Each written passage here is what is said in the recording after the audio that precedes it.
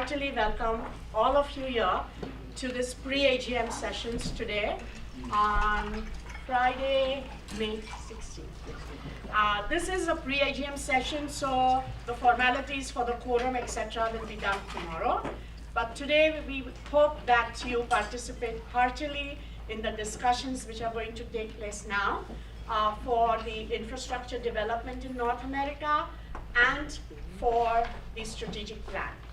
So before we go further, I would like to thank the members and Zarthustris of Washington State and Zoroastrian Society of Washington State for giving us the opportunity to get together here. Thank you for the great weather. We've been having a good time. And I would like to hand it over to Homi Gandhi. So before I do that, benediction by Kobat Zerolia, President of the North American Morbid Council. Please rise.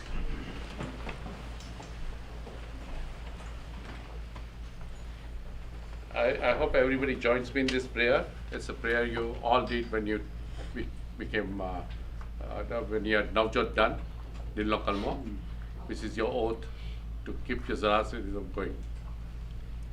Banna me yazao bakshao yande bakshao yazkare meherban rajistiyao chistiyao masadatyao vashonyao denyao vakoyao mazdeshnoish din beras vadaros balkalak krastade inhas kijatos amadehas Dine zatos dade Mazda Dade jatos Spitaman Ashone Ashemaho Vaistemasti Ustasti Stamai Yadashai Vahisai Yashem. Thank you.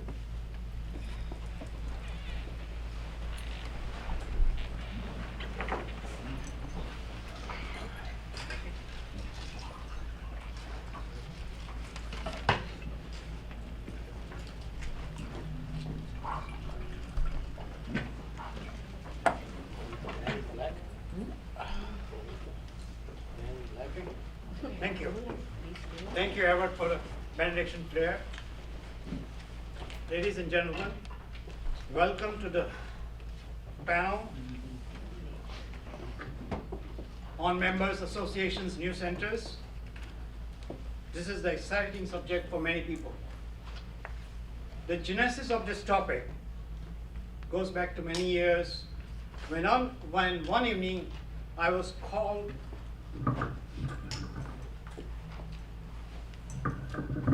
Thank you. When one evening I was called by a lady president of small FEZANA association on some issue. Our conversation shifted to that association's attempts to buy a building for their own center and how lack of funds were coming in their way to fulfill that dream. Our conversation lasted for over an hour, with a kind of soft assurance that I will explore this further in the future. The lady in that particular other end was Bhaktawa Desai, president of Zakoi in Cincinnati, Ohio. The Zakoi community is still pursuing its dream for raising funds in small chunks by doing everything legal under the sun.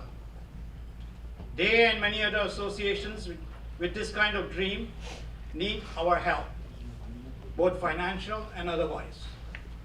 I hope that at the end of this discussion, we should have helped them with important resources.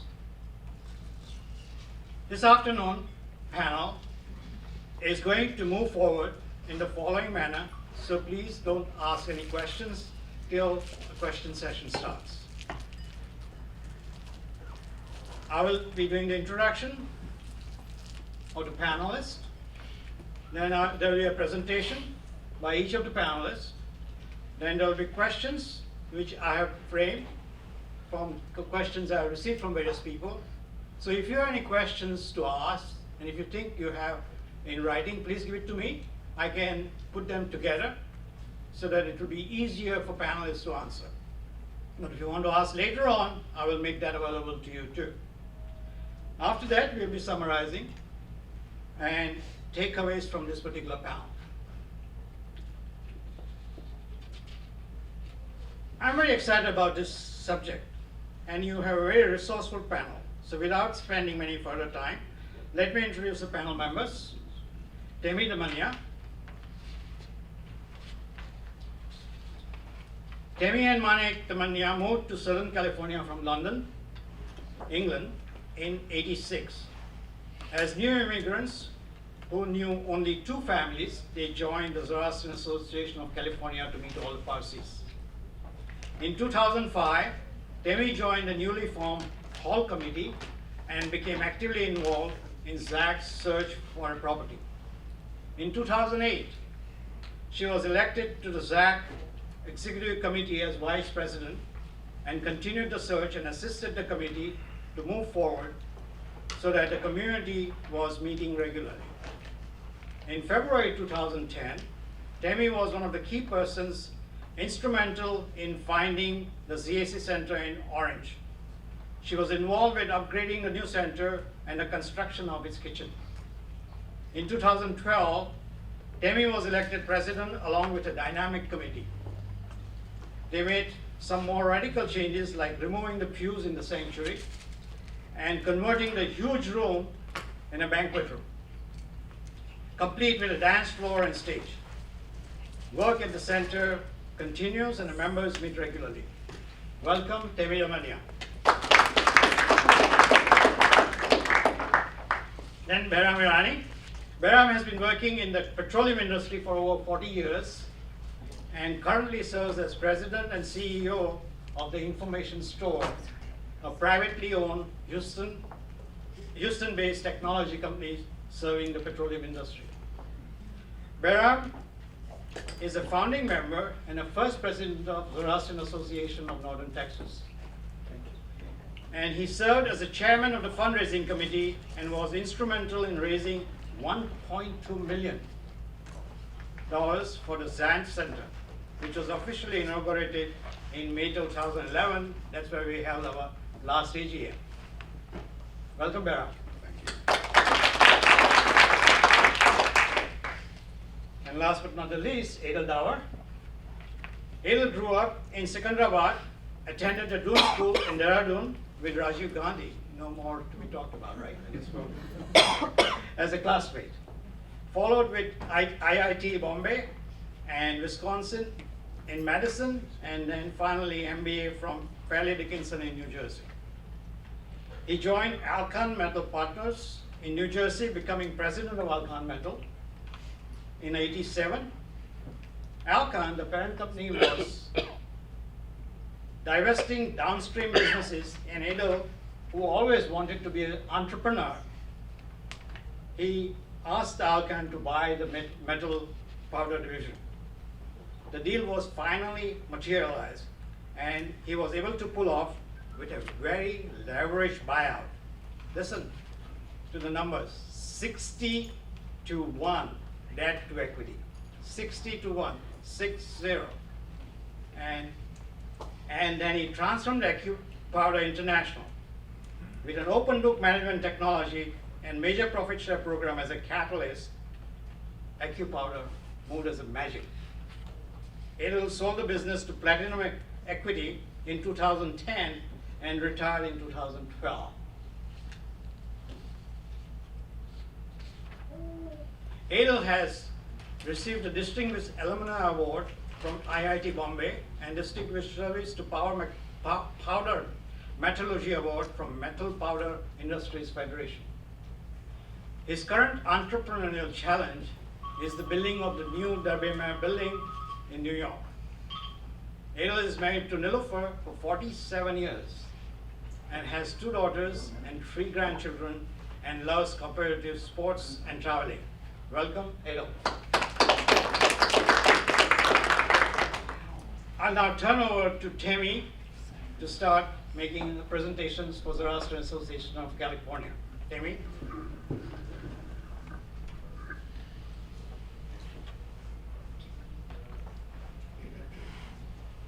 This is just a basic history. As you can see,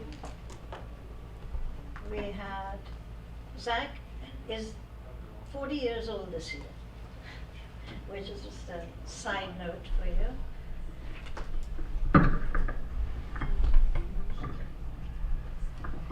Thank you. The Westminster Center was built in 1985, but it later became known as the California Zoroastrian Center, and it soon became too small for the whole community to use. We used to use the center for two major functions.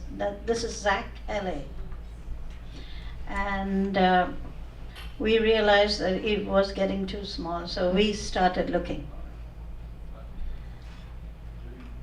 In 2004, we had a dear old lady, very sweet person who had just lost her husband and decided to pledge $150,000 for the Zach community to have a dairyman. She had one condition, and that was that we place a picture of her husband somewhere in the building. And the Zach membership graciously accepted her generosity.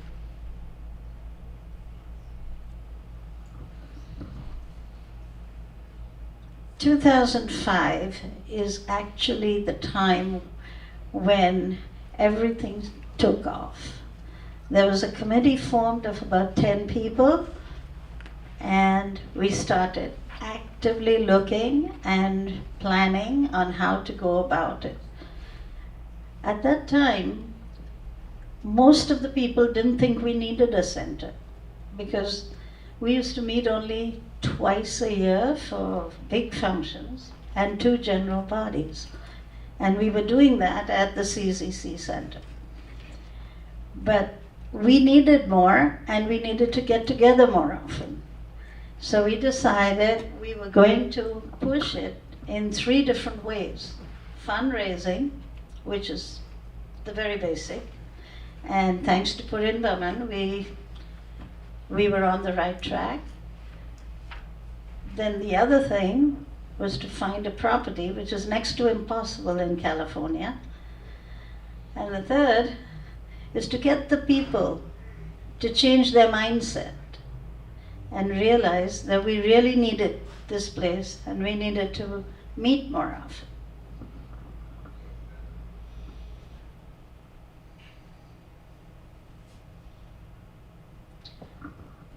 We did a lot of studies. We finally realized that we needed to be in Orange County because that was the central point of where everybody was located.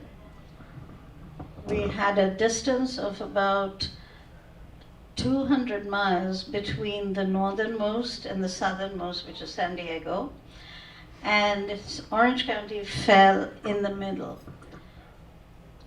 So having established that, we then had the people who said we don't want to travel so far.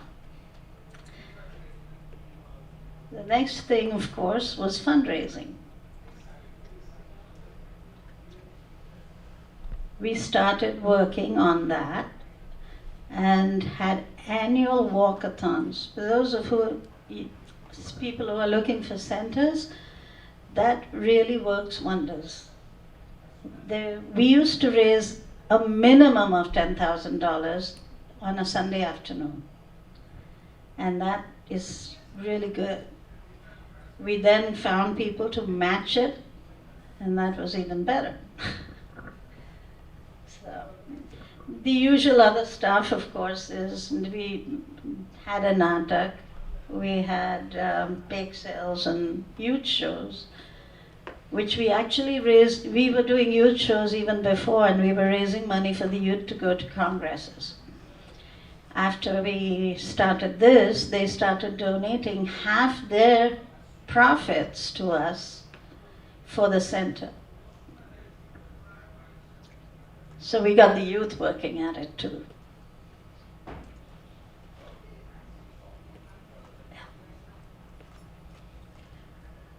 Then In February, we got a call. We had looked at about 20, 30 properties, and most of the time it would be mannequin made because we had the time available. And we would go and do the basic spade work, look at it, see whether it was really worth it, and then we would call out a few other members of the community, of the hall committee also, to take a look at it. But this was really the best. We were the first people to see it, along with our major donor, Temtha Narjani. And when we walked in there, we just knew it was for us.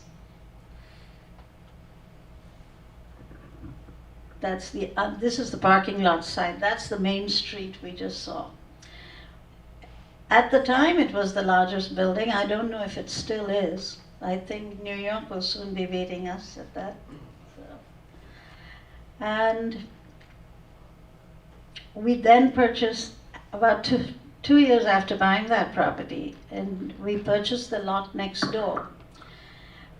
And the idea behind that was we would hope that someday we will expand. And the worst possible thing that could happen was that if someone else bought it.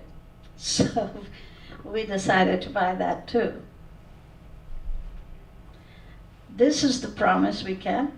That is Purin Baman and her husband, Shah Behram Irani. We put that picture in a prominent place in our center, because without that thought, it would never have begun. These are the pews. You can see Manik there. I don't know what he's... Oh, this is the very first day we went to visit. This was the day we first walked in. And I remember very clearly, there was an earthquake while we were there. And that chandelier up there was shaking, and we didn't know what was going on. We said, is this an omen? And the picture next to it on the right is the same hall after the pews are removed. This on the left down below is a picture of the old kitchen, or actually it wasn't a kitchen because churches don't have kitchens. And next to it is the new kitchen. It is a commercial kitchen with everything. And now, of course, we have 9,000 square feet of building, but not one room in which we can put a Afghanu and call it a prayer room.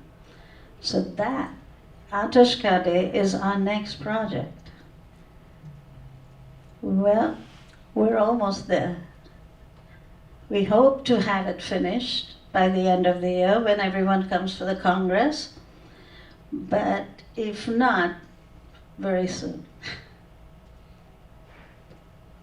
And that is the floor plan. It has just about everything you need. That's our dream. Thank you.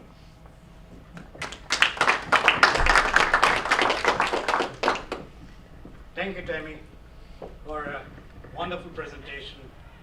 I have been to Zach Center many times, and every time I've been there, there has been improvements. And I think you guys are doing a wonderful job. Thank you.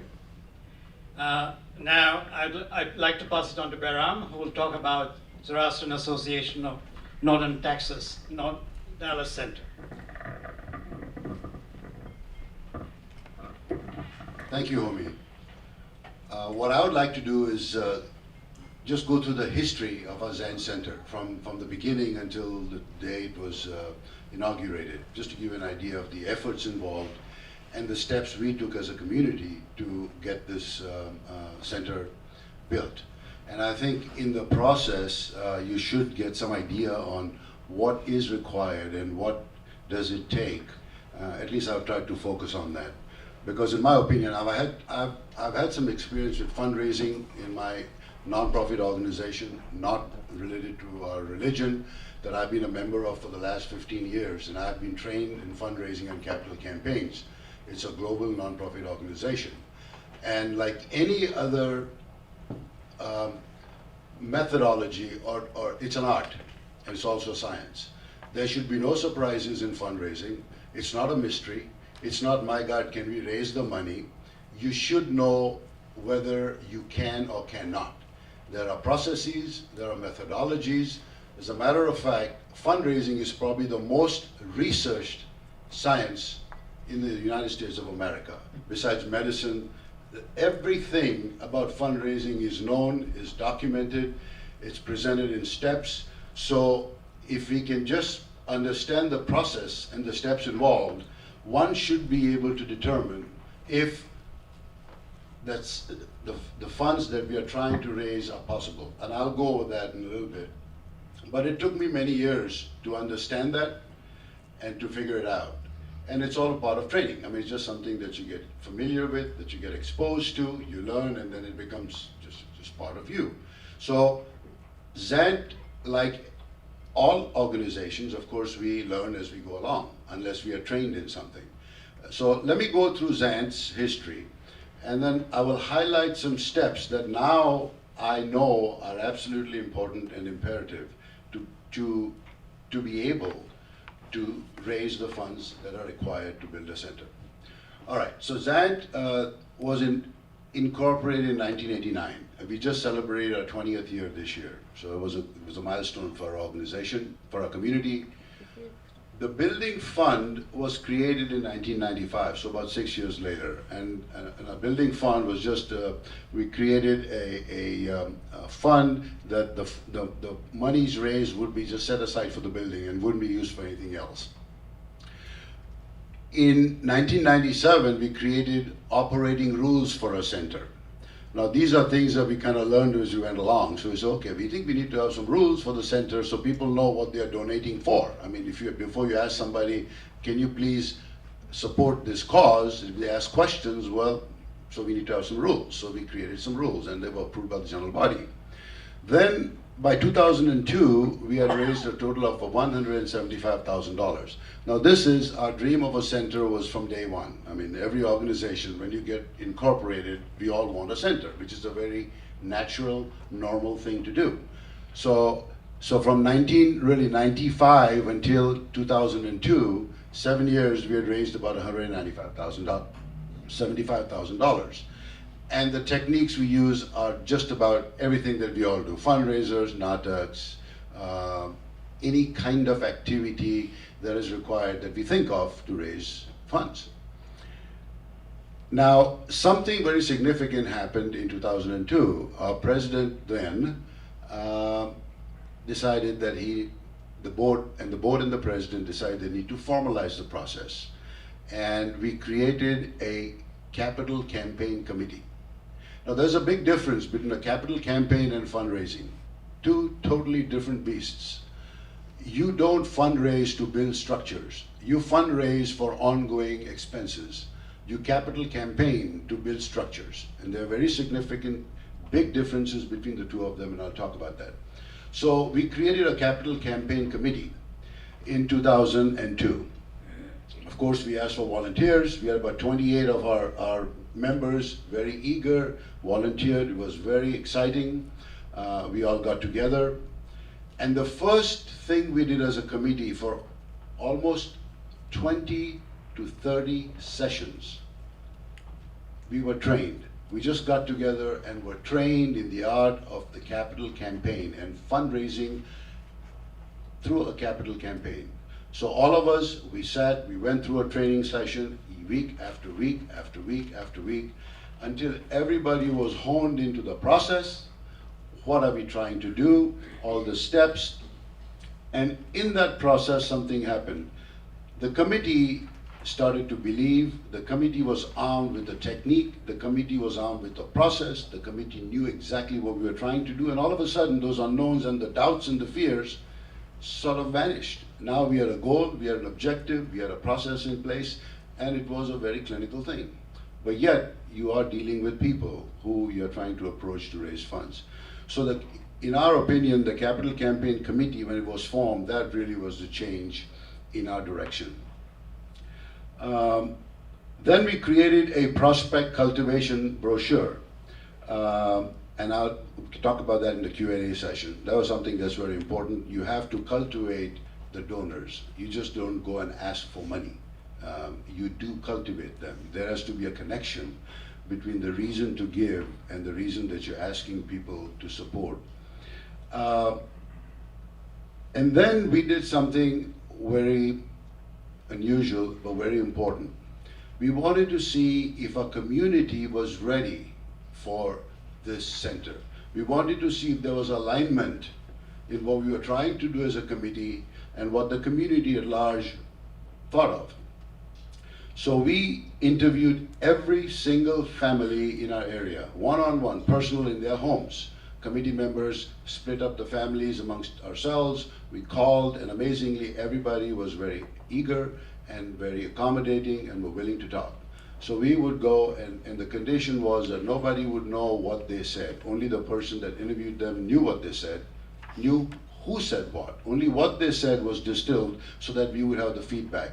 So everything was kept confidential. In other words, we went in a family's home, sat, and some of those meetings lasted 7 hours. And it was absolutely the most incredible experience that we have had. But we distilled, and we had a set of questions that we all asked, with the assurance that their names would never be mentioned, but their input and their responses would be taken. So we did that. That took us several months. But after we did that and we distilled and we had some questions we asked them, there was a lot of clarity in what our community was thinking. And of course the condition was that we can't please everybody, but we will go with the majority of responses on every issue. So every issue that could come up was in the form of a question, and we got direct input from all the community members. We did that, and then we created a prospect the interviews are finished.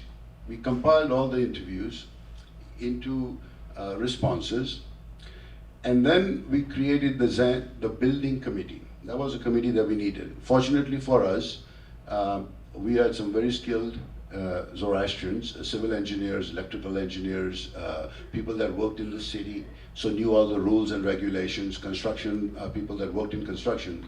So a committee was built, and the committee took over the role of a contractor, working with subcontractors. So we were fortunate to have that to work with the city, because that's a whole different deal in itself, as you know. There could be many surprises. So we were fortunate to have a committee members that were very knowledgeable in that respect. Next, please.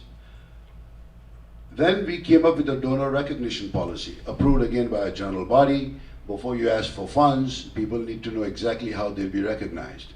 So we had a donor recognition policy that was put in place. Then we created what we call the capital campaign solicitation brochure.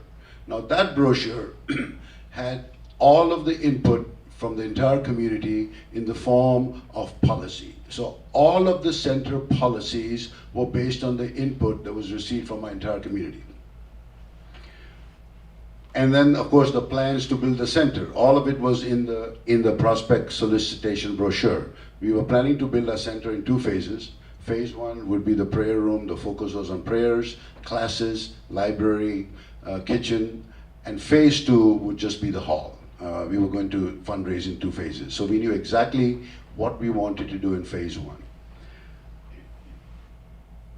The phase 1, as I said, and then phase 2 was going to be just a hall with 4,000 to 5,000 square feet.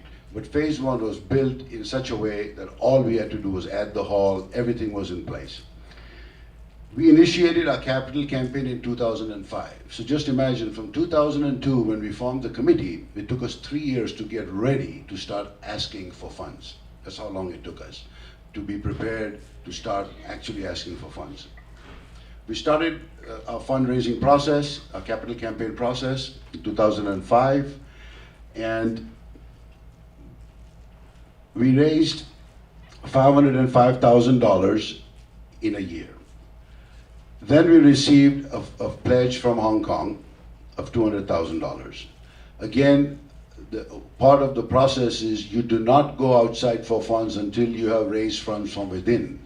One cannot ask somebody from outside to give unless one has given yourself. I mean, these are simple principles that when put in place become very logical and very methodical.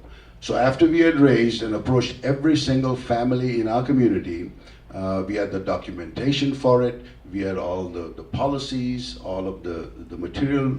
Then we approached Hong Kong, and they pledged $200,000 for the center. After that, we purchased 2.6 acres of land in 2006. Next slide. And then by 2009, we had raised a total of $1.25 million, which was our goal to start building phase 1 of the center. We initiated construction in 2009.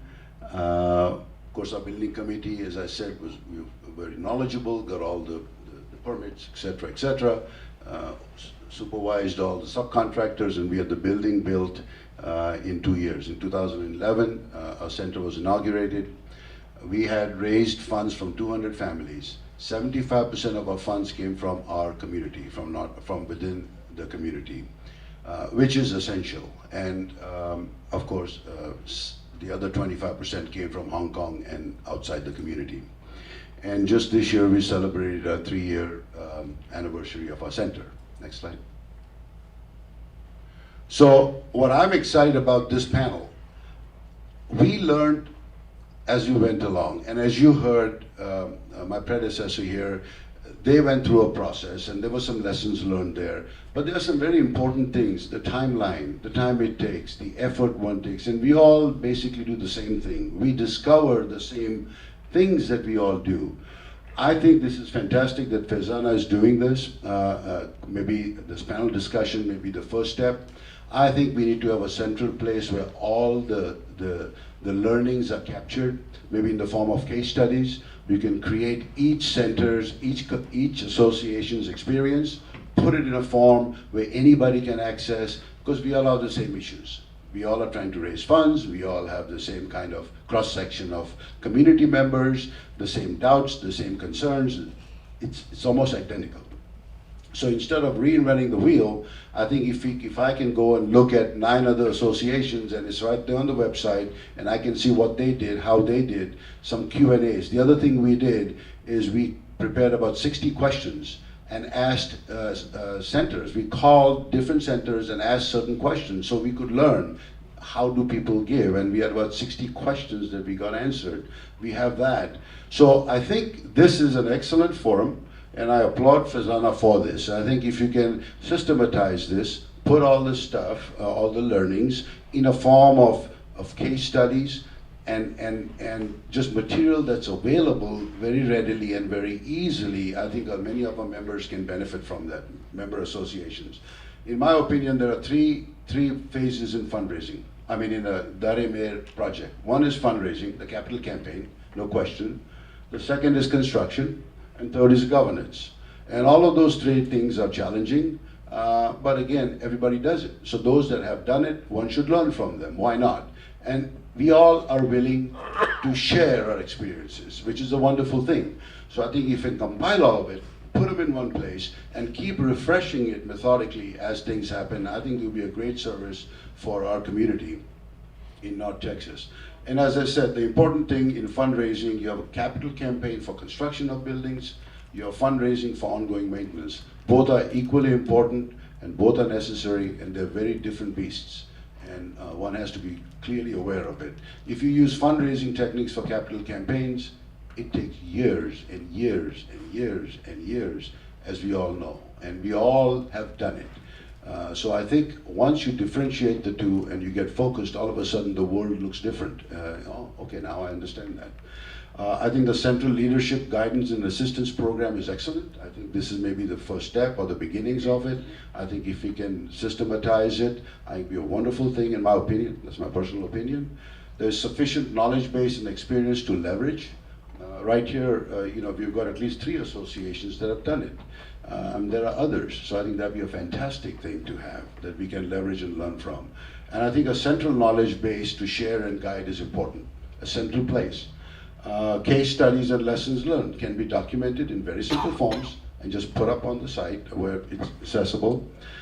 questionnaires and answers, simple, the common questions asked and answers should be there based on their experiences, so people can read it and say, now I understand that. And then I think lastly, if you can have a group of volunteers, people who have done various aspects of these things, who are willing to be called upon, if needed, for personal guidance, for personal coaching, or even visiting centers to help. I think that'd be a wonderful thing. So in my opinion, I think this is a fantastic thing that FEZANA is doing, and I applaud you for it, and I hope that you continue this effort, and I think it'll be a great benefit to our community at large. Thank you. Oh, one more thing. Oh, there's one more slide. So I put a timeline of all the activities just to give people an idea of the time it takes and the steps involved. So just again, in a timeline, the words that I used, a building fund was created in 1995. Our operating rules were approved in 1997. All of that time, the fundraising was going on, NATACs and fundraisers and dinners and so on and so forth. Capital Campaign Committee was formed in 2002. You can see the funds raised at 2002 in 7 years, about $175,000. The building committee was formed on a timeline. The families went even in 2003. The recognition policy, donor recognition policy in 2004. Fundraising was initiated in 2005. Then you can see the funds raised. We had a total of $680,000, which includes the $175,000, of course. By 2006, we purchased land. And so on. So this gives an idea of the timeline, because one should realize the time it takes. It takes time. And to think that we can get something done in a year when 8 other associations have taken 8 to 10 to 12 years, one has to look at it. And again, those are the kinds of lessons learned that we can share with each other and benefit each other. I think that's my last slide, right? So thank you very much.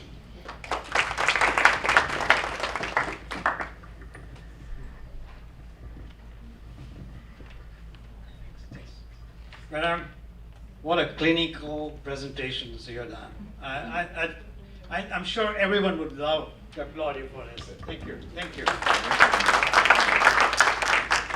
I'm sure there will be many more questions coming too later on. I was there at the last AGM in 2013, and we were very impressed. All people who came there, and that prayer room which you have was just wonderful. Everyone was pleased with it. We were from ZAGMI in New York. When we saw this, we said, oh, what can we learn from this? So I think it's very, very good. Well, the credit, of course, goes to the whole community. The prayer room, designed by Cyrus Rivetna. I'm sure the proud parents are here.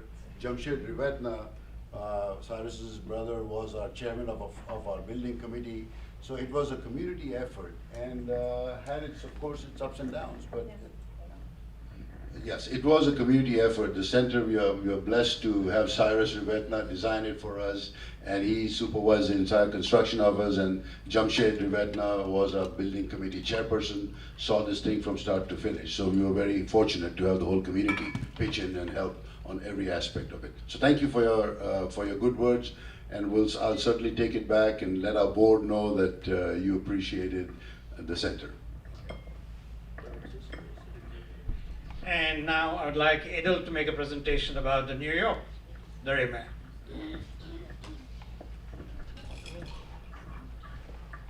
Good afternoon, everyone. Indeed, an honor to be invited to talk about our New York Derby. Essentially, for any process like this or project like this to work, you have to have a dream, and more importantly, believe in your dream. I'd like to go over actually how we went about and what happened. Unfortunately, we did not have Abhiram Irani up front to explain to us the process, so we sort of just went along intuitively, and this is what we did. A little bit of the history. We've been at the current location since 2001. It's a beautiful 3.5-acre site, but the building was less than adequate right from the beginning. The intent was always to expand or build new. After a detailed study, build new was the preferred option. And over the last 10 years, there were a couple of attempts to work on a new building, but after the initial excitement, it just fizzled away. At the May 2010 DMZD AGM, a question was asked, what are the trustees doing regarding a new building and the 880,000 balance in the new building fund? When we sold the New Rochelle property, there was 880,000 which we proceeds there, and there were people adding some funds.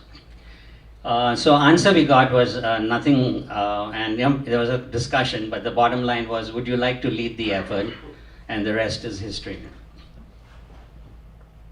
So what we did was about 10 like-minded people, and we met to discuss what we should be doing and whether they would be willing to invest towards this effort. The objective was, in our case, not to use the community money initially and fast-track the project. We would not start and stop again. Failure was not an option. So we wanted, literally a group of people to say that they are willing to put in the money and proceed, and if things didn't work out, they would potentially lose the money, but we wouldn't impact the community's money. An LLC was formed, and the project would be formed, and the initial monies would be spent from this. And then once we were sure that the project was going to happen, the monies left over would be transferred over into the building fund. The plan was formulated, and we presented it to the DMZD trustees. They accepted it, and the new Darbimir initiative, as we call it, NDMI, was formed on 10/10/10. We didn't realize it then, but it's a sort of an auspicious date, with 16 members contributing $500,000. We prepared an information flyer in a very business-like manner. We said, what are we going to do, why are we doing it, why are we doing it now, and how are we going to do it. Based on the needs identified, by the way, we have different groups in New York. DMZD is actually the owner of the property, and ZAGNI and IZA are the tenants using the property. And now we also had NDMI, who was leading this effort. So based on the needs identified by all of these 4 groups, Dinyar Wadia, who is an architect in Connecticut, designed the building, and we went through about 6 design changes until all 4 groups were satisfied. The cost estimate at that time, very rough cost estimate, was $4 million. And basically, it took us about 9 months to put this together. We had the $500,000 which NDMI had put in. Out of the 880 which DMZD had, they agreed to put $680 towards this project, and they would hold on to the $200,000 as a reserve fund. And then we had some early pledges. We literally started with a seed money of $1.5 million, and the project was unveiled in detail to the community at the May 2011. We invested in a brochure and showing the building facade, the interior floor plans, explaining the needs and the timeline. NDMI was the initial driving force. We formed a fundraising committee and a building committee, which included members of DMZD from NDMI and all the groups, ZAGNI, IZA. At that point, we also invested in building a model, and the model cost $12,000. There was a lot of debate about it. We also formulated a room recognition policy. And I actually brought a smaller version of the model with me, and I'll put it out on the desk so you can see it. But it was probably the best $12,000 we ever spent on this. March 2012, a project update was provided. The model was unveiled, which we had made. And we had a spontaneous donation at the event by Ashish and Dinyar Divitri. And at the function itself, we raised $81,000. So this really ignited the whole project, and we were making good progress with the site plan approval. And basically after, from 2012 onwards, 2013, the fundraising had sort of slowed. And we felt the initial honeymoon was over, and we had to do something to rekindle and spark this effort. We were our timeline was much shorter. I guess we are from New York, and we talk about the 1 minute. So some of the things we did to reignite the effort, we started having Sunday lunches. answered questions and asked for donations. And just about that time, Lavji Kama came back from the AGM and said, Edel, you better talk to Behram Irani. He's got some really good ideas how to do this. So I called Behram. He was very enthusiastically supported effort and wanted to help. He came over in August 2013. He gave us a course in fundraising, and we realized we were obviously not doing everything by the book. The only thing that was happening was that we were raising a lot of money though. But we sort of corrected our practice. We changed a lot of words. We started calling it investment and capital campaign and the terminology. We did what Behram explained in the gift table, and Behram said, no problem, you should be able to raise 4.5 million. So we proceeded full speed. So the detailed building design was completed and the formal estimate obtained. The building estimate, which was originally 3.5, pretty much stayed on track at 3.5. The site improvements, which we had estimated 500, was actually, it came out to 1 million. So we were now at 4.5 million instead of the original 4 million. The fundraising committee felt that announcing a start construction trigger point would motivate giving. So we said, look, let's decide at what point we want to start. We did not want to wait till we had 100% of the funds collected. So we had a number, we started talking.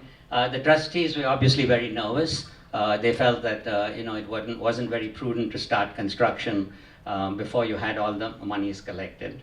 So anyway, after a very contentious debate, and that's putting it just mildly, it was the trustees agreed that we would have a construction trigger point of 3.5 million.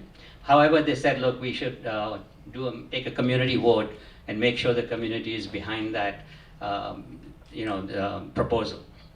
So that was in September, and basically with the time required to announce a proposal and give people to come for a general meeting, it was set for December 2013.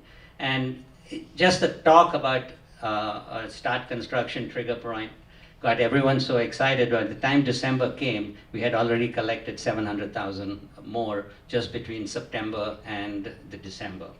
And at one event, we had a Chalo Jambaji fundraiser, and basically at that event, again, there were some spontaneous donations, and we raised $360,000 in one evening. So in December, basically, it was agreed to that we would start construction at 3.5. Switch, carry on. Okay. So the final site plan approval was obtained from village on March 13th, and we felt we had crossed the tipping point. At this point, we were pretty comfortable that the project was definitely going to happen. So we spoke to Zagni and the IZA and decided that we were going to have the basically the groundbreaking ceremony set for March 29th. We only had $300,000 to go, and we were sure we would get it by March 29th. So we had a wonderful ceremony, the groundbreaking ceremony, and at the dinner, we basically said, look, we had to cross this 3.5 million trigger point. We raised another, actually $400,000, and we were at 3.6 million, and basically the building contract now has been awarded. It was awarded on May 9th. We expect to have the building completed in 18 months, but we still have $1 million to go. Just as far as a timeline, in 2010, we had the 0.5 million, which was put in by the NDMI group. 1.5 million is actually when we started the project with the DMZD funds and a couple of donations. And as Behram said, we only received actually 2 big donations from outside the local community. We got 200,000 from Hong Kong and 200,000 from Mr. Palanji Mistry. Everything else is basically from local funds.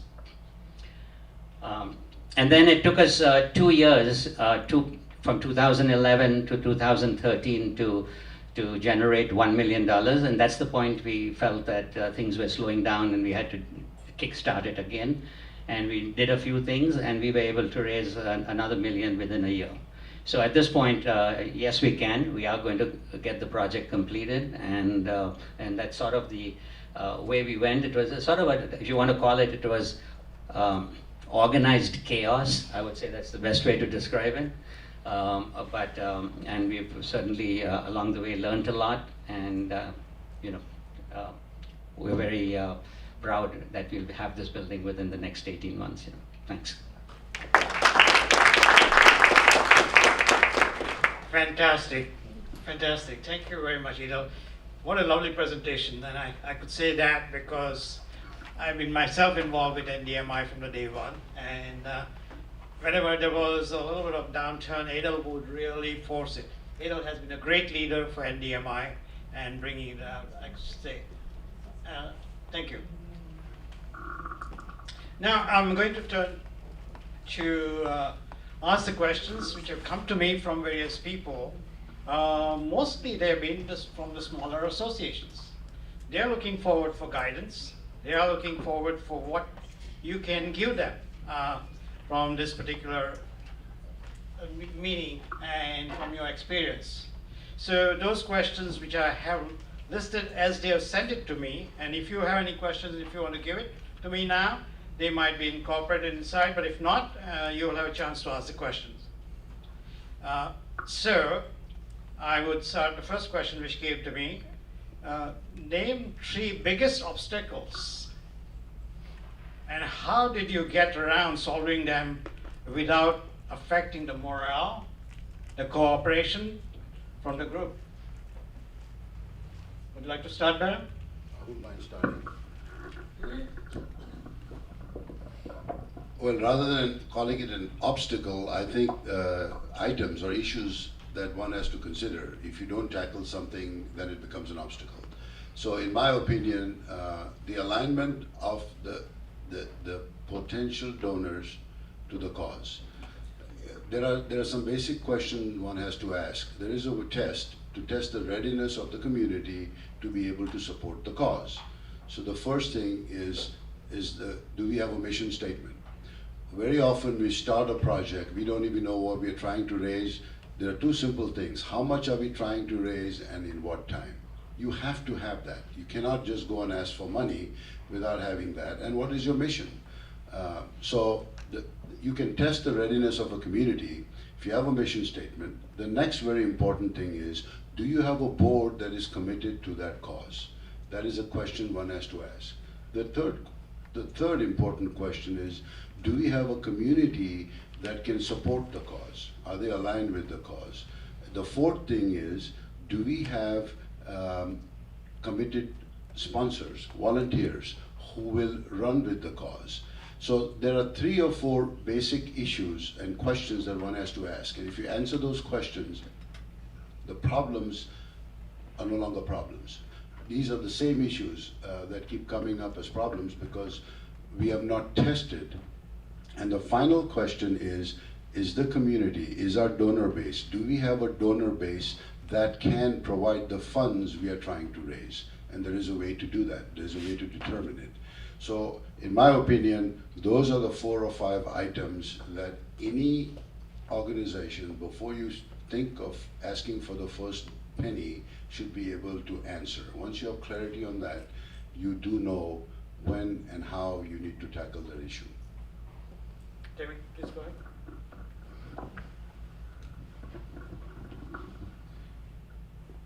Very often you find that you don't have that alignment, and you have to actually make it happen. You need a few, very few dedicated and committed people to get things moving. And that's how we did it. We didn't have everyone interested because they were so used to just meeting at people's houses and do we really need it? And it's California, it's laid back, believe it or not. They just don't care.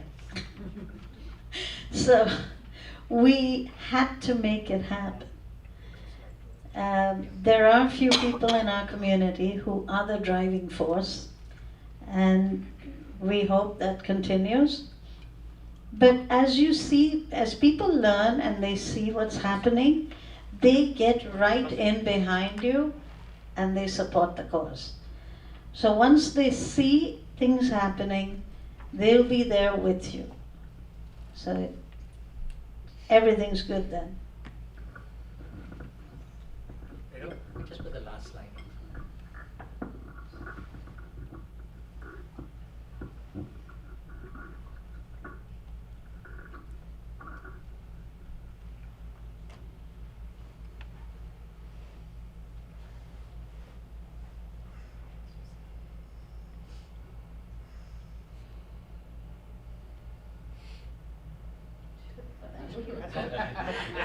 That's my baby.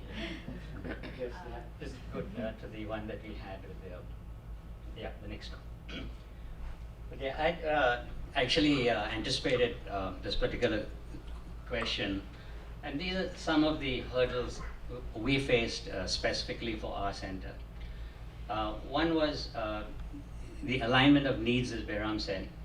Now the location, a number of people who live in the Manhattan area, there's no public transportation, and felt that this is not the ideal location. But then again, you can't please everyone.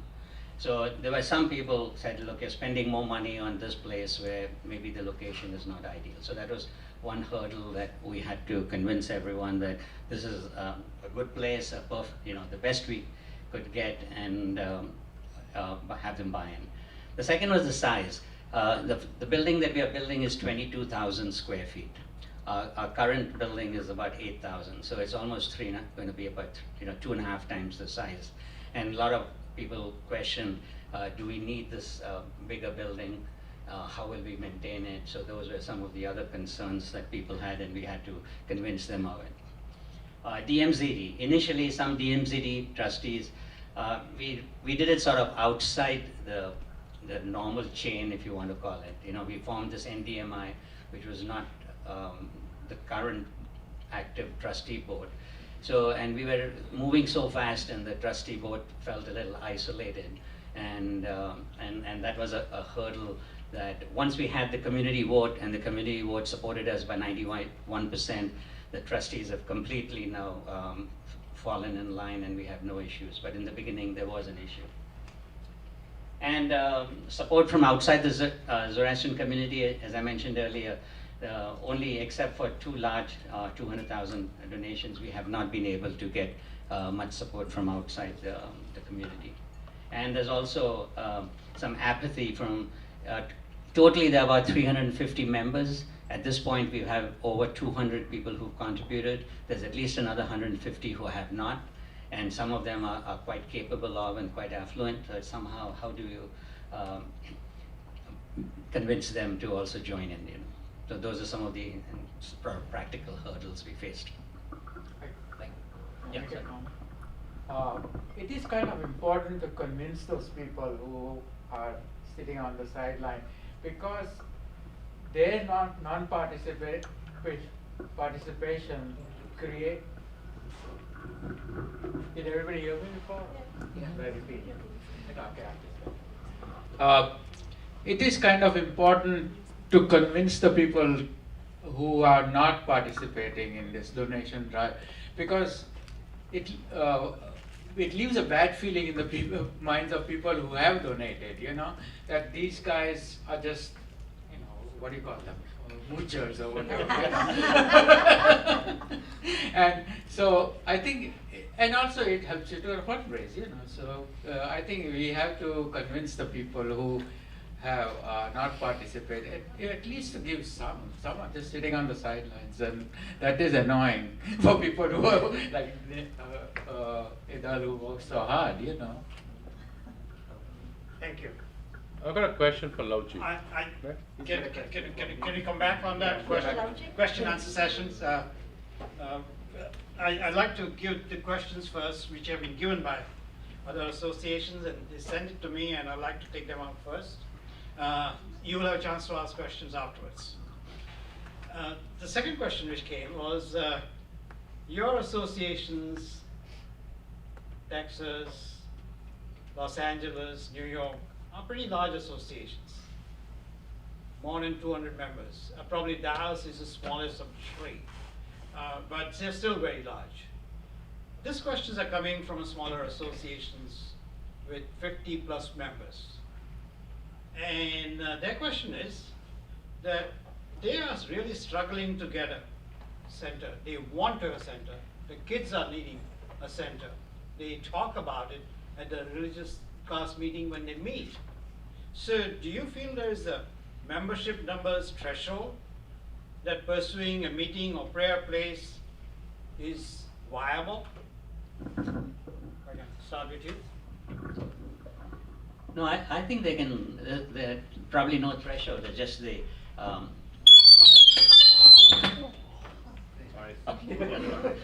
how badly do they want it?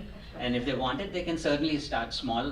New York started with a residential building as its first mayor, so you can certainly buy a residential building which has a reasonably big living and a dining area, convert it into a hall or something like that. And so I don't believe there's any threshold. It's just the will and of the people and the ability to raise the money required for that. Okay, and if you start smaller, it's obviously a lower threshold. Tammy? Yeah, I totally agree with that. Starting small, but start. Please start. That is the most important thing.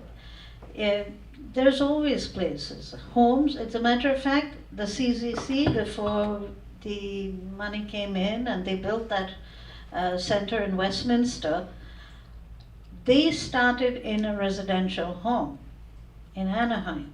So it can be done. And of course, when the Iranians came in from Iran, when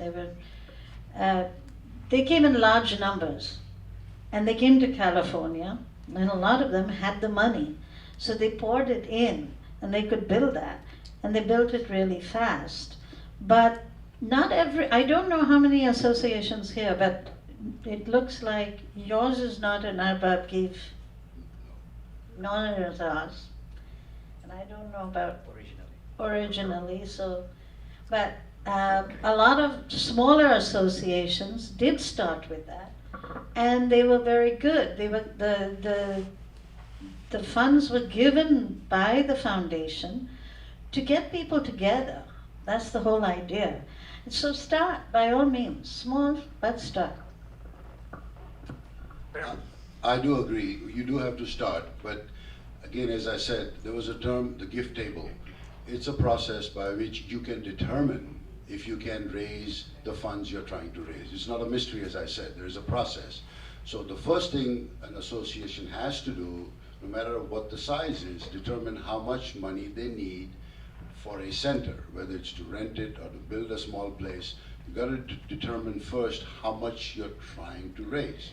Once you have the number that you want to raise, then there is a simple test which is called a gift table, which is a process where, based on the community, the potential donor base that you think you have, you can determine if that is possible. As I said, it's not a mystery, so that can be done. Once you do those two things, you know, yep, it's doable, or no, it's not doable. Now, once that it's not doable happens, once you've done the numbers, then you have to rethink your mission. It's not realistic to raise $2 million because based on our donor community that we have identified, we can't raise it. So once you get to that point, then you look for the next alternative. Maybe you start at somebody's home. So it's not a mystery. And I'll be happy to go through the process with you all. I think as you minimize the uncertainties, then you get focused. The objective is to have a place to meet, absolutely, and you should never give up on that dream. The question is, what's the most practical approach for us at this stage in our lives, the number of members we have, the number of community people we have in our area? And those are the things, if you start in a methodical manner, it minimizes the head scratching and the mystery. So that is a process that I would recommend you do very quickly. And that sets your course. It gets you aligned to what you should be doing to achieve your dream, which is to get together. And then as you build and as you get more people coming to your area, you can rethink your plan. Thank you.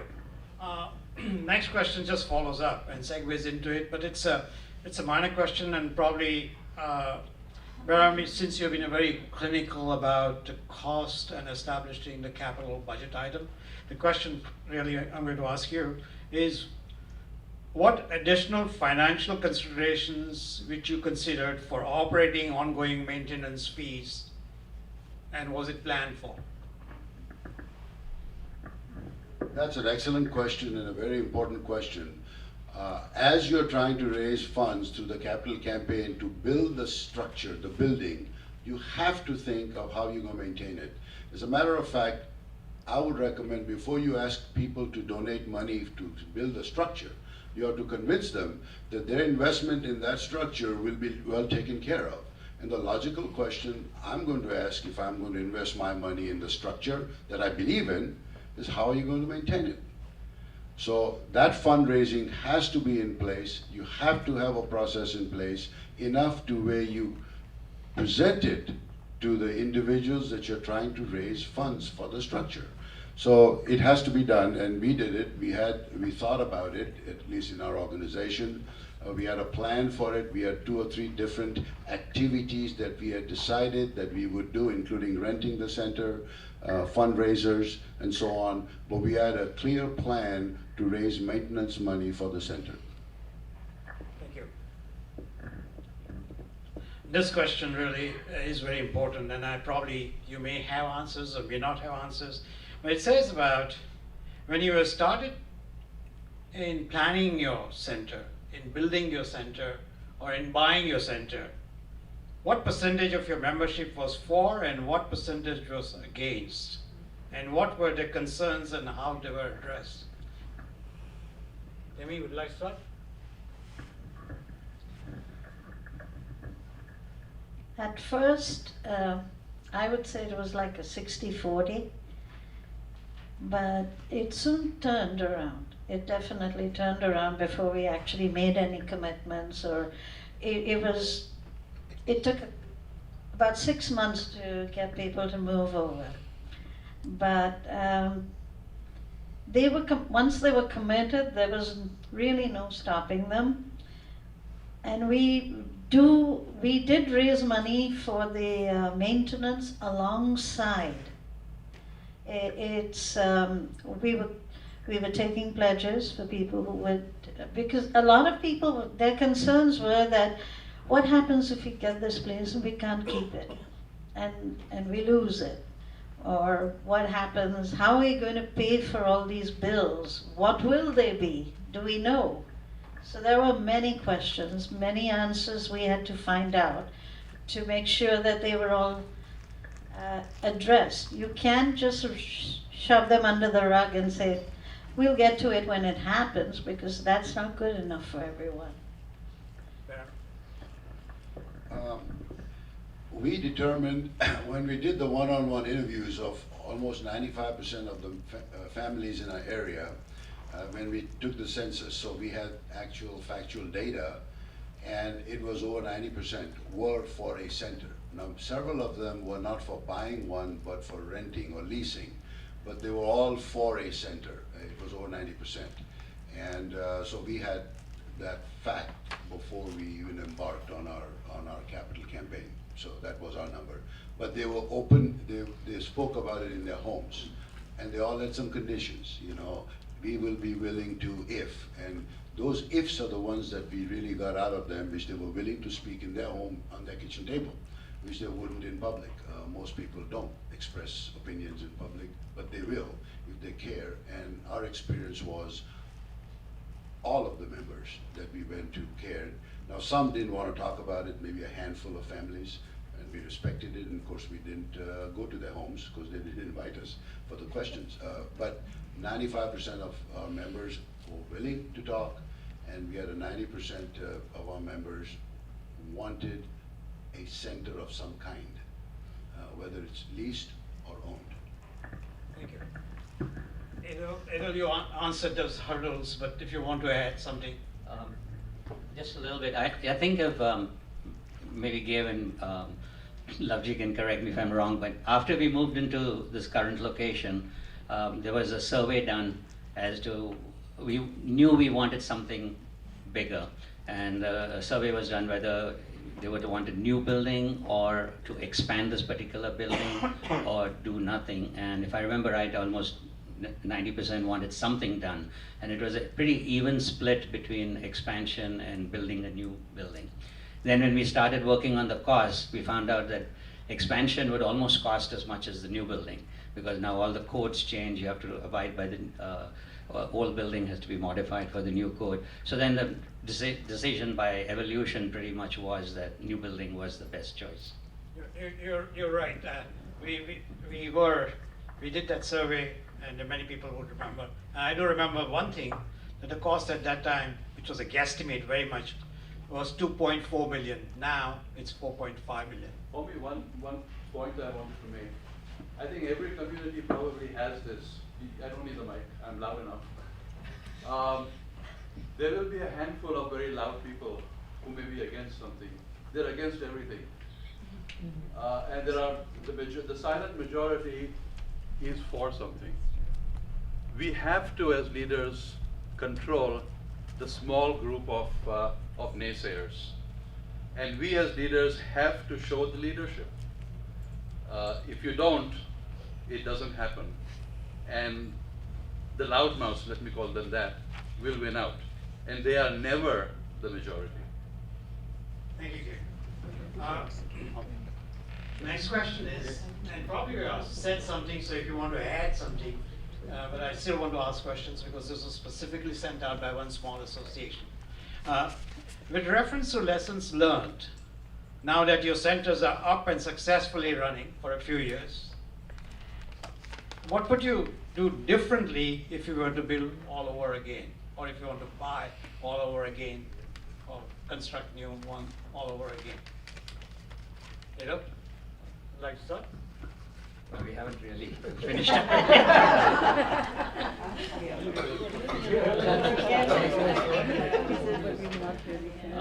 Well, a couple of things already I know that we could do differently the next time around is we'd make sure that we had complete support from the trustees before we started. Okay, not only just by verbal support, but even monetary support. Because a lot of times the questions are the trustees really behind you if they are not participating in it? You know, we started with a lot of public communication, so everyone knew what we were doing, everything was open.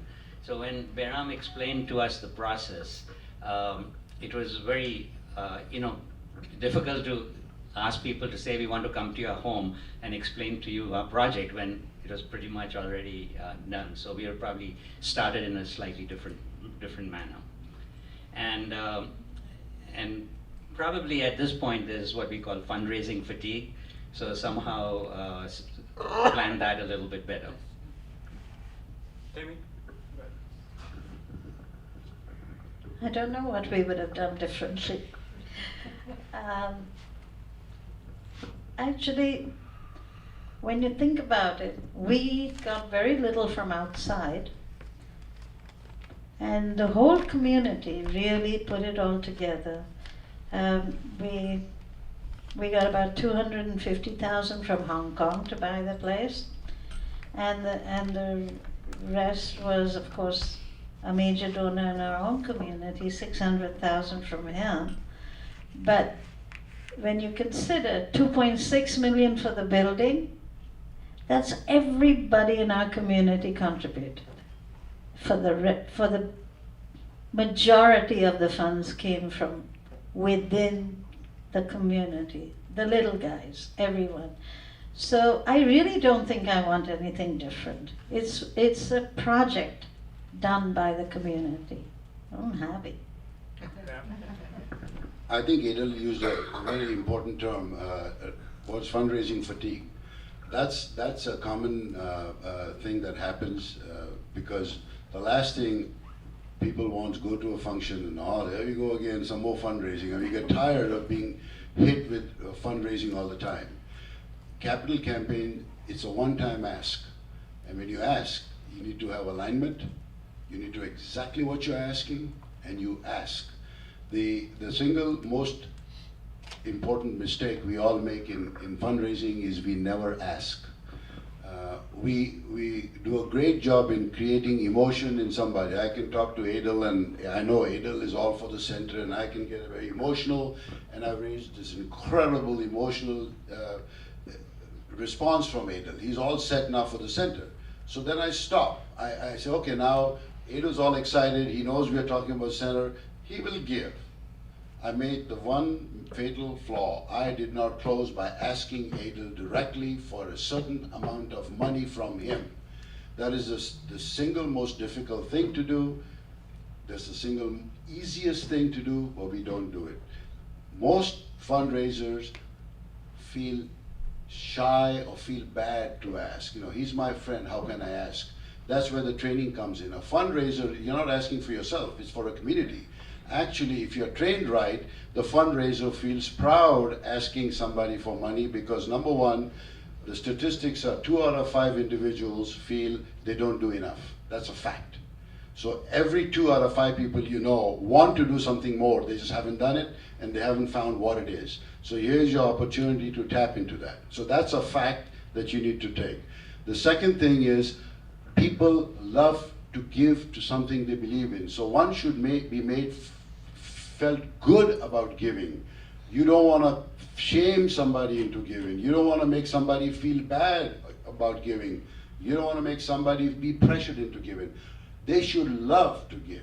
And there is a technique. Once there is alignment, they believe in the cause, you should feel proud that you have given this person an opportunity to invest in something they believe in. So they should be happy you asked them.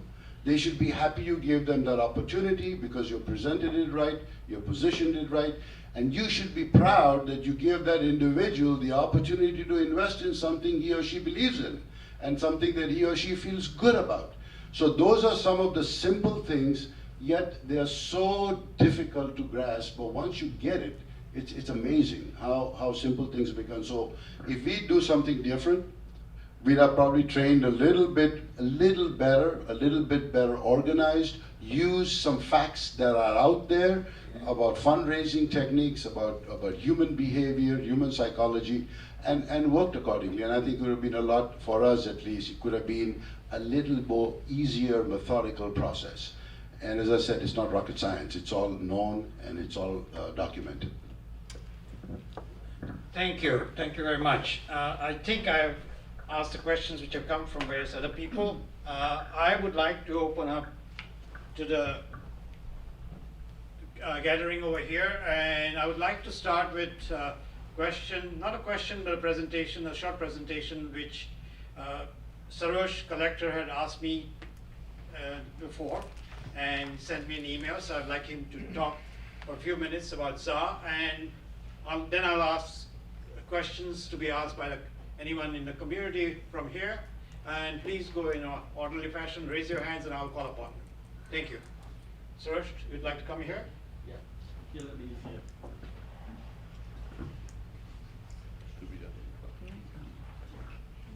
Thank you. Omi, thank you for accommodating me. I did not know about this session. Most of the emails that came around regarding the AGM happens in the point in time that I become a hermit. It's called tax season in the United States. And till May 15th, I don't kind of come out of my 4 walls. And so just before coming here, I happened to see this, and I asked Homi, I said, do you mind if I could make a presentation? And he said, yeah, sure, send me a PowerPoint tomorrow and we'll put you on the agenda. I thought, whoa, I can't do that. Because that was on about, I think, May the 10th or 11th.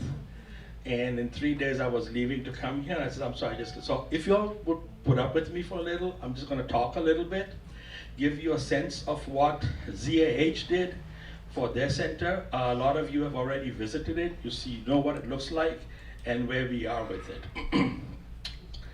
The ZAH was, of course, organized in '76. In 1980, like everybody else, we had a small community, maybe 50, 60, 70 people. We got into the mode of, we want something of our own, leave something behind for our community and the kids and so forth. And so we ended up passing I guess, if you wish, a resolution that we should start a fund and collect money. And a bunch of people got together and agreed to pay monthly into that fund over a period of time, and things just kind of went on. From 1980 to 87, we probably collected about $40,000, and nothing much was being done. Lesson number 1 learned: be organized. Okay, have a plan. And because we didn't, nothing much was happening. In 87 to 89, we finally, the light turned on. We gotta do something much better than what we've been doing. So we developed a plan. We sat together, we had lots of arguments, and we came up with a plan.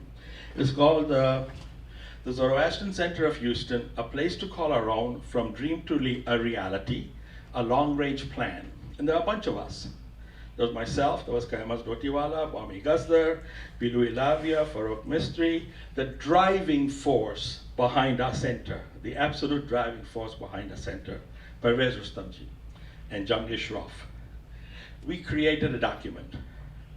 This document had a lot of heartache that went into it, a lot of hard work, a lot of arguments, and we presented it to the community. All of a sudden, everybody came out of the woodwork and they wanted to participate in it. And so we started to, over a period of time. And yet, I'm going to tell you even now, okay, we were not very good at it. We're terrible at this thing. I mean, absolutely. I wish at that point in time I had Behram, who had all the experience by that time. Unfortunately, came later than what we had done. But we created a trust to collect the funds. We created a trust to operate it, just like you said. We created rules, how things would be operating, and so forth.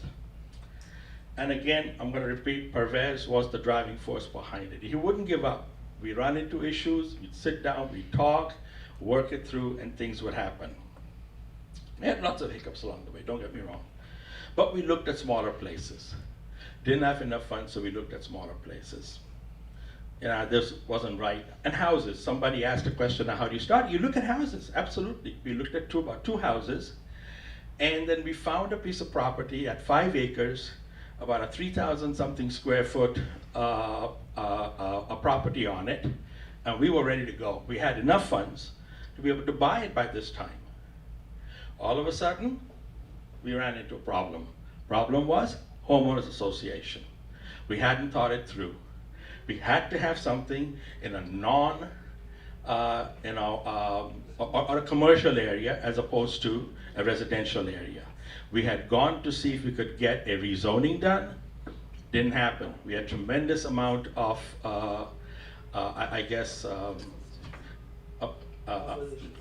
resistance from the local homeowners. Anyway, so everybody kind of walked away with the tail between the legs for a while, and then all of a sudden, there's no way. We can't let this happen. Went back at it again. About this time frame, the economy in Houston was going to hell in a handbasket.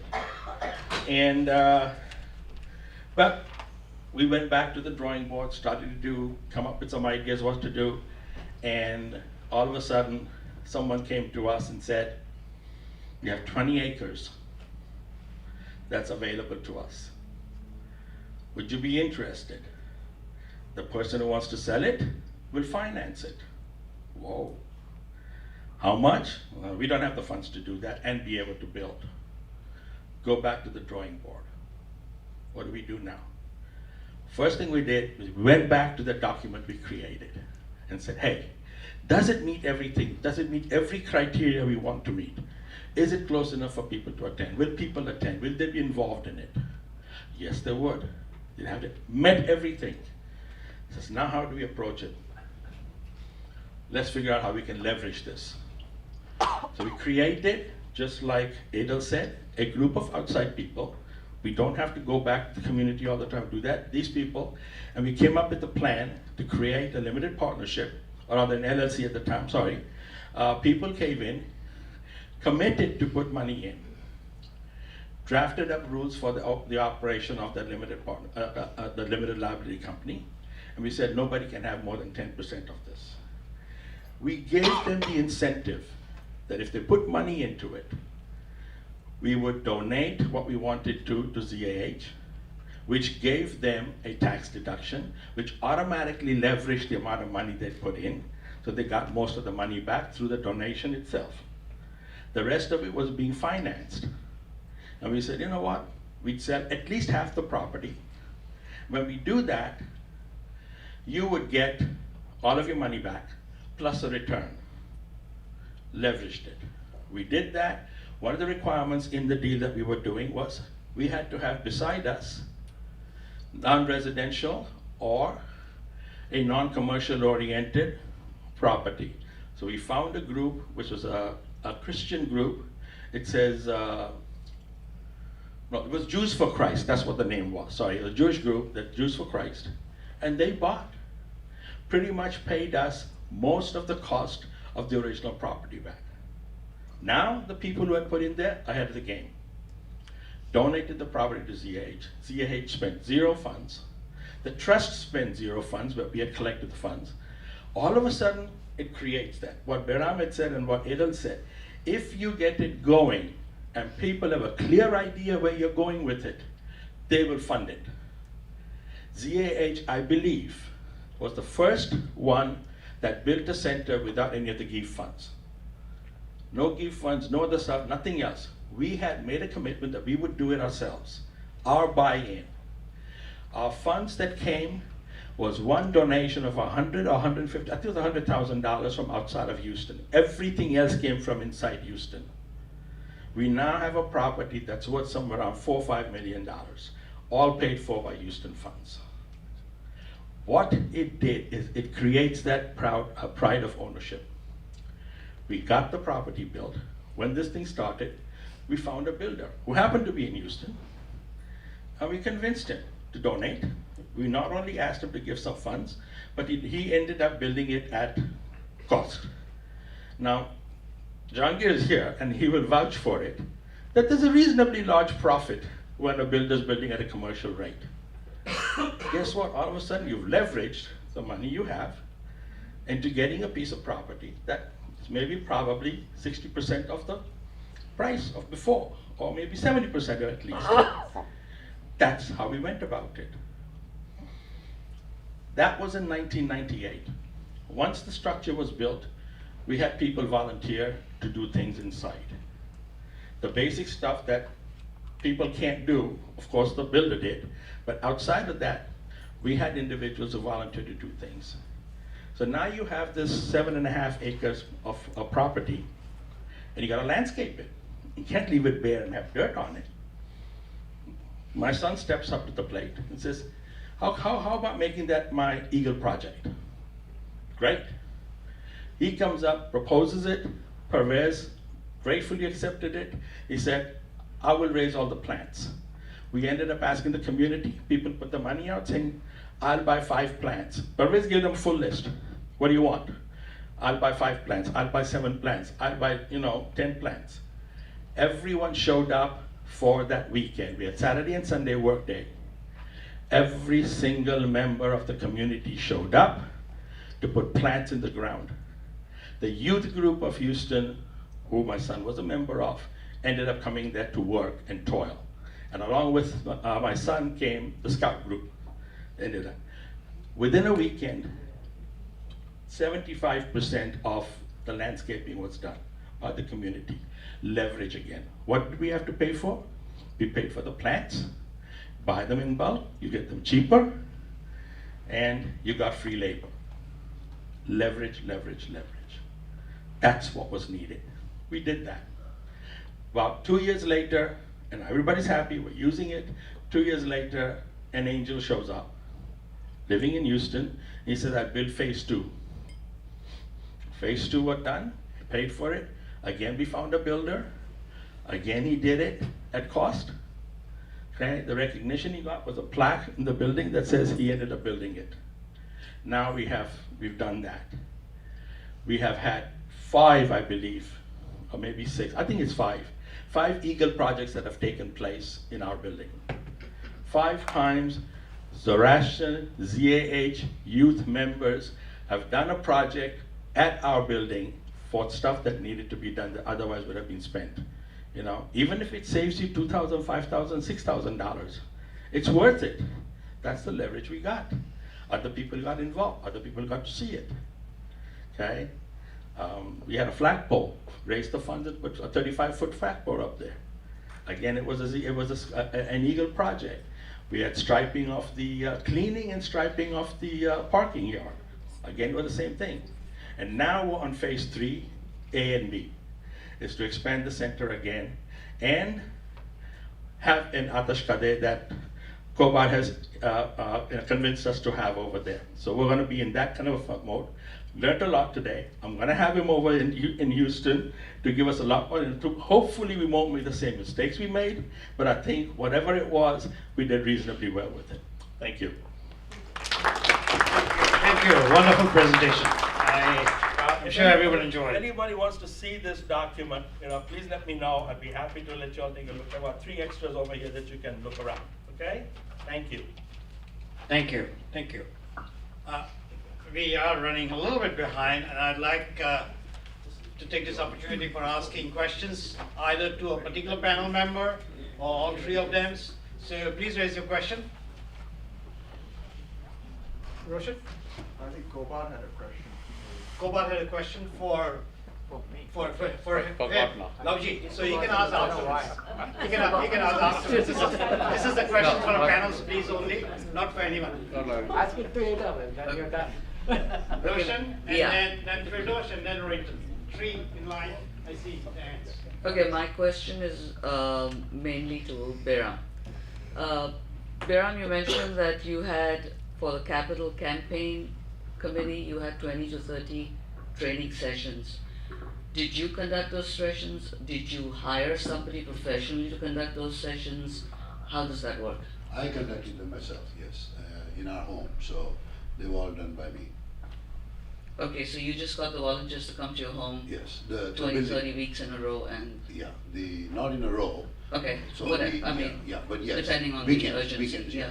And they were usually 2-hour sessions, one weekend on a Saturday or a Sunday afternoon, and we just built on it and developed all the material as we went along. So part of the sessions where we were creating material that we used. So when you volunteer to train somebody or someone from an organization, would you yourself come, or do you send somebody, or is it 20, 30 sessions? Is it going to be just 1 or 2 sessions? Well, we could do it in probably 2 or 3 sessions. Okay. It wouldn't take 20 or 30, and then enough of the local folks could be trained, but they could take it, and then we could talk remotely too. So we have developed a lot of material I have, which can help. It's like a workbook now that I have developed, which can really go a long ways in that. Okay, thanks. The biggest thing is getting the volunteers trained where they mentally don't feel bad. It's something of pride. It is truly something that you should look forward to. I can't wait to ask this person for the money. It can be that exciting. And the final asking. And remember one thing, people don't give to causes. People give to people with causes. Always remember that. So do not assume just because I believe in a cause, I'll give it. If I'm asked in an open forum, please give money. And the other thing is, if somebody gives $10,000 willingly, if it was requested in open forum, you've left a lot of money on the table. That person is capable of giving 5 times more if you had cultivated that person and asked them exactly the way he or she is supposed to be asked. So remember the rule of thumb, if somebody gives in a dinner setting, you made a general plea and somebody writes a check for 5,000, I wouldn't take it because that person can give at least 5 times more, minimum. So keep that in mind. Do not ask in public. Don't make that mistake. You're leaving a lot on the table. Okay, thanks. Thanks, Behram. I saw on this side first the hand, so Firdosh and Rohinton, but on this side, after that, it'll be Sherry. Thank you. Did Sarosh leave? Did Sarosh leave the? Yeah. Just, My question. and then pass it on, and when he Well, comes back. my question was for him, or maybe Kubar you can can answer. ask him later. Yeah, when he says about, or when he talked about they're working on getting an artist Kadeh over there in Houston, what do they have now? Well, okay, we'll leave it to Sarosh to ask later. Rohinton, panel questions only. I have a comment to make. We did nothing by the book. We did not wait until we had funds. We bought our property for $50,000 when we had $30,000 in the bank. and the money came in later. We started construction when we had $20,000 with a promise of money to come, and when we finished, we had only $3,000 in the bank for any maintenance. So that's another side. Thank you, thank you. We have a very short time to conclude it, so Shireen has the last question.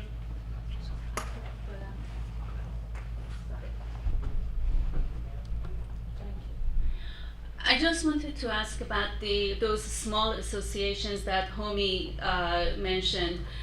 Those, I don't know how small they are and where they are located, but what is the thought process about joint darbe mehr for associations that are in close proximity? If each one of them they are conducting in a rental hall or something like that, why not build something that you are in radius of 50 miles or something, to that, one bigger darbe mehr that all of them could use? Thank you. I just want to answer that because I know who asked this question, Okay. and I know where they're located. The question came from Sarosh Sipai, who is president of ZAPA, Zoroastrian Association of Pennsylvania, and they are located in Pittsburgh. Zakoi, which is located in Cincinnati, that comprises of Kentucky, Ohio, and Indiana. So they are already about 150 miles. They do meet together, by the way, for the various occasions. I know that they do. I know that they also have religion classes. And they themselves, Pittsburgh and Cincinnati, I think it's distance about 350 miles. So they are working together, but unfortunately they are far away from each other. So just to bring this to the conclusion, and I have a couple of thoughts which have been given by Bhaktavar Irani, which she mentioned it during her question. Sorry, Bhaktavar Desai. Which she mentioned it during her questions which she sent to me, that we have, FEZANA has larger associations, medium-sized associations, smaller size associations. From all this which is happening mainly at the larger associations, centers, and smaller associations are wanting the census, could we have a kind of a mentor-mentee relationship where the larger association can be supportive of the smaller association which are interested in building, and Zakoi I know is very much interested in having a center of their own. She has said in a words, and I think they are very touching, and I would like to read it out to you. I cannot emphasize enough the significance of a central place for our community. For our community members, in order to keep the community strong, well-bonded, and committed to their religion and their community. That's why, as you know, I have spearheaded here for our Zakoi community this project since 2008, to work towards having our own community center, prayer hall someday. And she's very, very much interested in getting whatever help we can give. So would you suggest some kind of mentor-mentee relationship? Madam, I'd like to ask you that. I think that's an excellent idea. As I had mentioned earlier, if FEZANA could be the catalyst or the central repository of knowledge, of assistance, setting up where there is a focal point where member associations can call and say, hey, we'd like somebody who can help us with whatever, and then there are volunteers through FEZANA that could go and communicate with them or help them. So I think that's a great idea, no question about it. Both from knowledge and guidance, but maybe also for some fundraising, actual dollars. Now I don't know about the money part because every association needs money. So, but you can certainly guide them to raise it from within their community for sure. So I think that's a great idea. Thank you. Devina, your input, mentor-mentee relationship? Oh, totally. I agree. We got to help each other out, and that would be the best thing. Especially whatever we have collected so far from all our experiences, I think needs to be in some place where it's accessible to these smaller associations when they start the project. They know what they need to do, step 1, 2, 3, and then they can contact someone like Behram and Ada and get them to help out and mentor them too. Thank you. Ada? Okay, so just to summarize this is really bringing together the panel. Is our idea, the FEZANA executive's idea has been to discuss this topic, bringing the experience of many successful associations, and I think the FEZANA has started the ball rolling. This is a beginning. We, the FEZANA and larger associations, should build a bridge, in my opinion, to overcome this gap which is existing between the larger and smaller association. FEZANA, I'm sure, can help and facilitate this particular bridge building, but the onus is on the associations looking for help to contact the other side. Associations or individuals directly. Smaller associations, medium-sized associations, whoever needs help, they have to come out and ask for help. I would like to see the dreams of many associations and those young Zaratustris who are dreaming and working to own their center come true. For the final thoughts, if you have any other comments to make, panels, I would appreciate that. Otherwise, we will close this session. Thank you very much. Thank you, panel. I would like to. Okay. We'll bring the model out here. Yeah. And, Wait, he wants to say something. yeah.